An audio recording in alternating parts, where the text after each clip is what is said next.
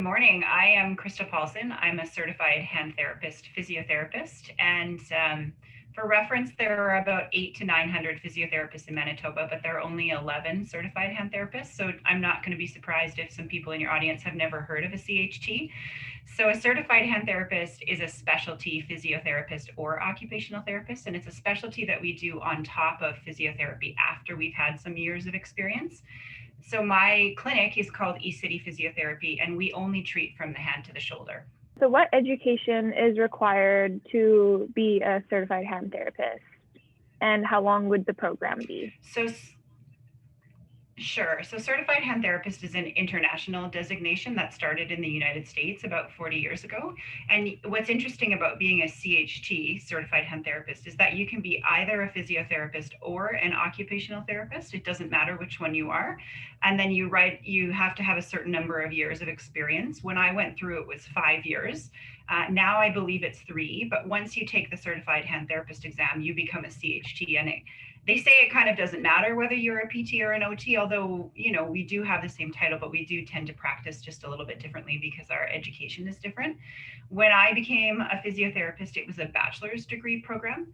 So it was longer, but now it's actually an MPT program. It's a 2-year master's program. So you need a degree to get in, and then 2 years of physio, and then 3 to 5 years of experience. And then you write the certified hand therapist exam. So it's a little longer than just becoming a PT, but I'm obviously biased. I think it's very worth it. For sure. And how did you choose your career? When I was a child, I pulled a pot of boiling water off of the stove, and I sustained second-degree burns to my forearm, and I actually had treatment from a pediatric hand therapist. And that kind of gave me some interest in going into something in the medical field, probably treating burns. Interestingly, when I went through physio school, one of our instructors came in to teach a lecture, and she seemed really familiar to me. And I thought, gosh, I really kind of think I know this woman, but I've never met her before. And it turns out that she was actually the therapist that treated me when I was a young child. So she clearly made an impression because I was only about 3.5 when I had that injury. So that's kind of interesting. I kind of went into physio with the intention of treating pediatric burns. And then I actually did a rotation in pediatric burns when I was a physio student. And it was too hard. It was just not a caseload that I think I'm too sensitive to work in that area. So I ended up kind of pivoting a little bit and just still being a hand therapist, but not working on the burn ward, working more privately with injuries and surgeries and that kind of thing. Which courses or type of info did you find helped in some aspects of your job? So maybe from your undergrad or something? Yeah, so I went to U of W. I think U of W is a fantastic school. Again, I'm biased, but that's where I got my first degree from. At the time, they had a program called the BESS program, and I don't know if they still offer it, but it was a Bachelor of Education in Sports Science, I think it was called. And that's where the athletic therapy students used to go through. I think there's actually a formal athletic therapy program now. But at that time, I was doing a science degree, and I took actually a lot of courses through the BESS program. So I took like Path and Clin and anatomy and physiology and sports injuries and all of those kind of courses. So I think that actually set me up really well for when I completed my bachelor's degree and got into physio school.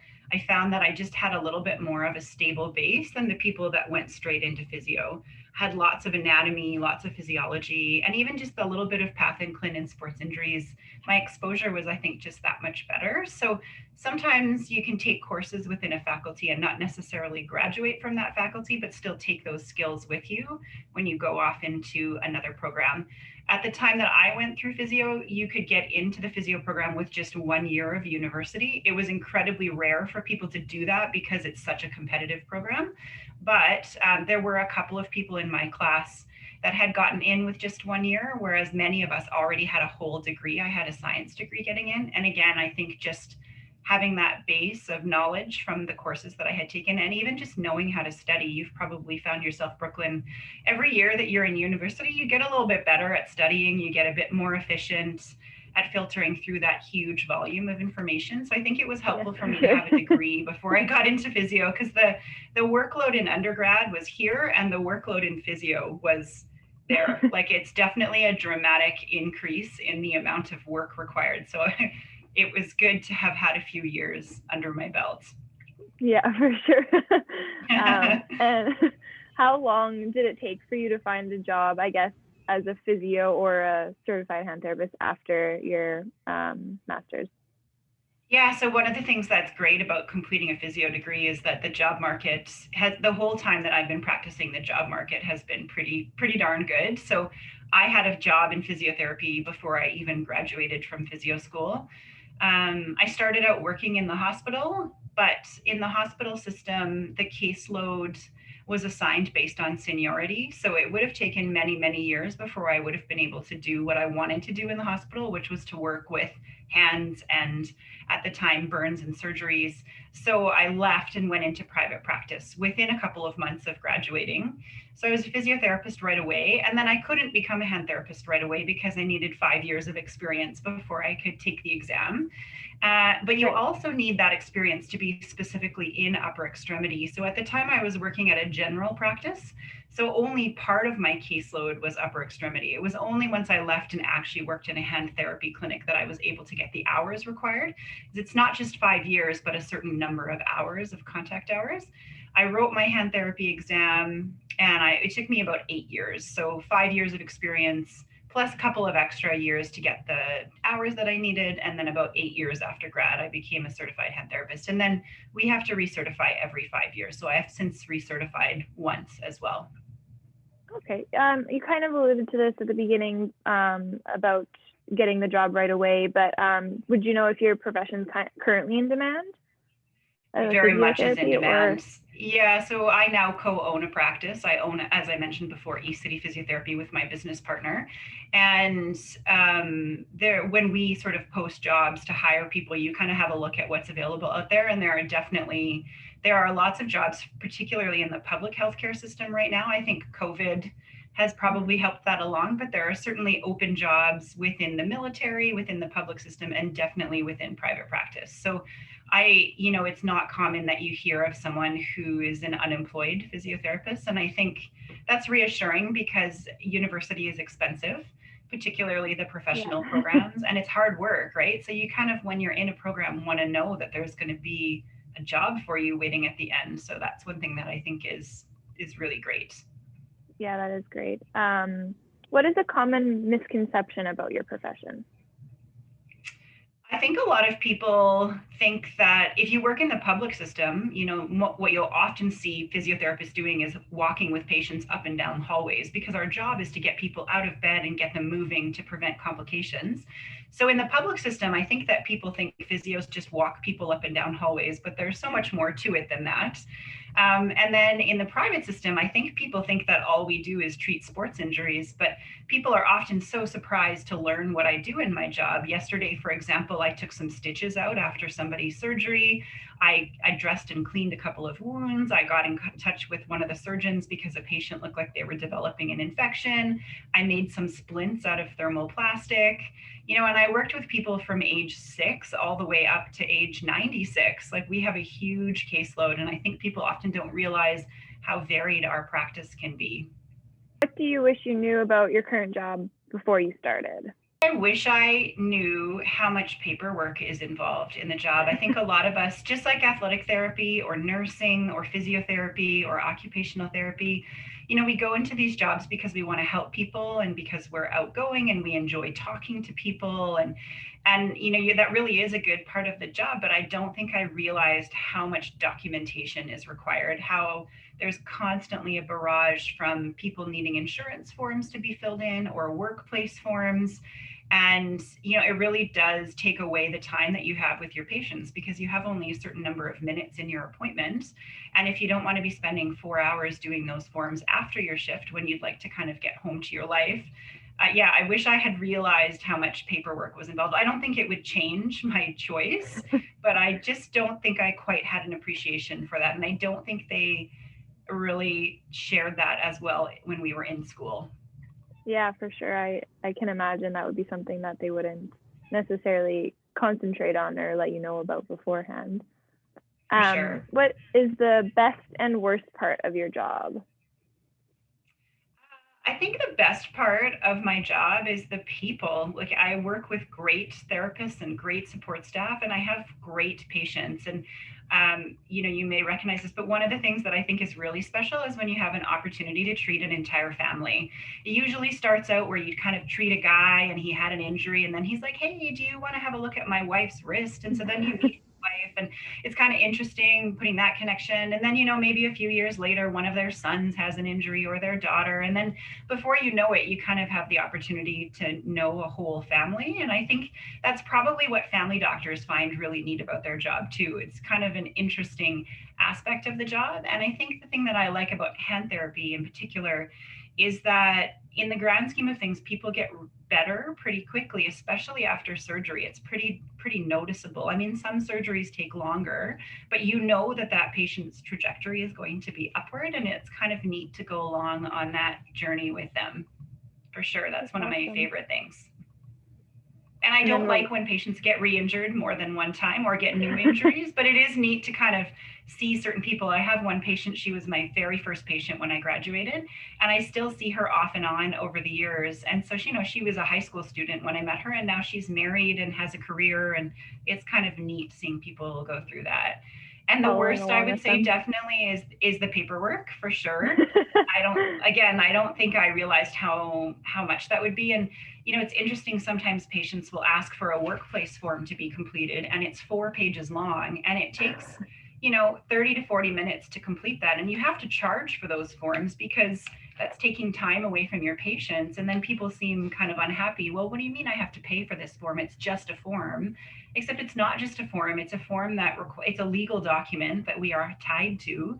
And they're getting longer and longer as the years go on. And I don't mean to sound like I'm complaining about the paperwork, but I'm sure you will all enter your worlds and realize that the paperwork can be a bit of a drag. Yeah. What personal qualities do you find useful to have in this career? So maybe that you've seen in other people or you find of yourself? I think that it's really important to be a good listener. When I teach, I often impart on students, there's a lot to know, and our brains are always worrying as we try to kind of figure out what's going on with the patient and come up with our differential diagnosis. But I tell my students, if you just listen long enough, the patient will tell you almost everything you need to know. And I think within the healthcare system, patients are not given ample opportunity to feel heard. And if we stop interrupting, it probably takes just the same amount of time to let people actually tell you their story. I think that so being a good listener is really important. I think it's important to be empathetic. You do have to be able to pick up on other people's emotions. If your usually chatty patient comes in and they're super quiet, there's probably something going on. And it's important to know that because our emotional health does play into our physical recovery. I think it's super important to be organized and be able to multitask and do things on the go. So I put myself through school. I waitressed as part of my, part-time gigs that I had in school. And I think actually being a server was incredibly helpful with lots of transferable skills. You're learning basic customer service, you're thinking on your feet, you're managing multiple tables at a time. And I think that even those part-time jobs that when you're in school don't feel like they're related to your career, they actually can be really helpful. They can help in different ways than you know. Yes, for sure. And maybe you don't appreciate it till later. Yeah, exactly. What do you wish you knew about your career before you started? Again, I think I wish I realized the documentation piece, because that honestly was not something that I even discovered until I was done physio and starting to work in the practice and realizing, like, holy smokes, like this is a good portion of the job. And what else do I wish I knew? I think that I wish that people within the public and the healthcare system had a better appreciation of all the different roles. I think there's a lot of confusion about PT versus OT or PT versus AT. Like, I think people don't necessarily have a strong sense of the importance of each role, and they're all important. They all just have different kind of slants. And I think I would like to see professions work together better. We talk about turf in medicine, how people try to protect their sort of turf, and you see that between PTAT and PTOT, for example. And I don't have a lot of patience for turf. I think what's important is that the patients get treated, and they get treated by the best person to treat them. And it matters very little to me what their title is. So if I have a patient that I think is going to be well treated by a chiropractor and better treated than me by a chiropractor, I will refer them to a chiropractor. I'm okay sort of sending that patient away because I know that they're going to get the appropriate care. So I would like to see less turf within medicine. There's room for all of us, and I would like to see us all work together a little bit more. Yeah, that's a great perspective on it. What would you say, or what would a day or week in your job be like? So the mainstay of my job is, of course, treating patients. I have the luxury, because I own the clinic with Leah, we have designed our clinic to be exactly the way we want it to be in terms of time with our patients. So the majority of physio clinics offer 15-minute appointments and 30 minutes for new assessments, and we have 30-minute appointments and 60 minutes for new assessments. It was really important for us to have that extra time with our patients. And we don't charge twice as much as the other clinics. So we're not going to be millionaires, but we also get to practice the kind of physiotherapy in the time that we like. I also do a little bit of teaching here and there. So I teach physicians, physical medicine residents, physiotherapists, and I usually do that outside of my clinic hours. And then I own the clinic. So Leah and I also have administrative things to look after, like payroll and bookkeeping. And then I mentor the physiotherapists that work with us. So it's a nice variety, but I like that. I like having a little bit of everything. Yeah, that's great. How would you say the pandemic has changed your career? Well, I mean, the most obvious thing would be working in PPE. So, Brooklyn, it's actually the first time I've seen your face in almost a year, right? You've seen half of my face and I've seen half of yours.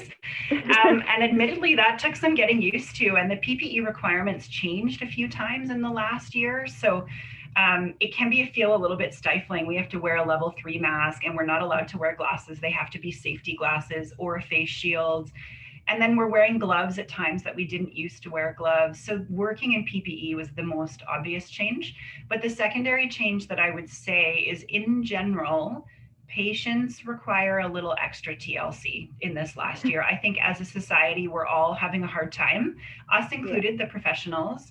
And I think we're all just a little bit, and I don't want to use the word needy because that's a bit strong, but I think we all need a little more tenderness than we have in the past. So I find, and my colleagues will echo these sentiments, patients need a little bit more time to get their story out. Many people are socially isolated, so they just need a little bit more time to talk. And I think we all, including practitioners, need a little validation, like to acknowledge, like, hey, that's really hard. This is a really hard time. Yeah, it's frustrating. You're injured and you can't get back to your sport because your sport's not actually happening right now. So how do we help you get prepared for a sport that's not even running, as an example? Right, that makes complete sense. And I think, yeah, everyone just wants to, once they see another person, they want to just talk forever because and us included, right? We're also socially isolated, but we have a certain amount of time for our visit, and so we need to kind of keep on task, which is another reason why the paperwork kind of annoys me, because then it takes away from the precious time that I have with my people. And then the only other thing I would say is just that the healthcare system is not running optimally right now. There were large gaps in care when there were certain periods of shutdowns. So for example, now all of a sudden, all the surgeons are operating a lot trying to clear their wait lists, which means that we are overwhelmed with patients, and surgical patients are time sensitive. So certain surgeries need to start physio or hand therapy within 2 days, for example. So if our schedule is already full and the surgeon's on the phone saying, hey, I need you to see this person in 2 days, we have to find room for them. And that often means giving up our breaks, starting early, leaving late.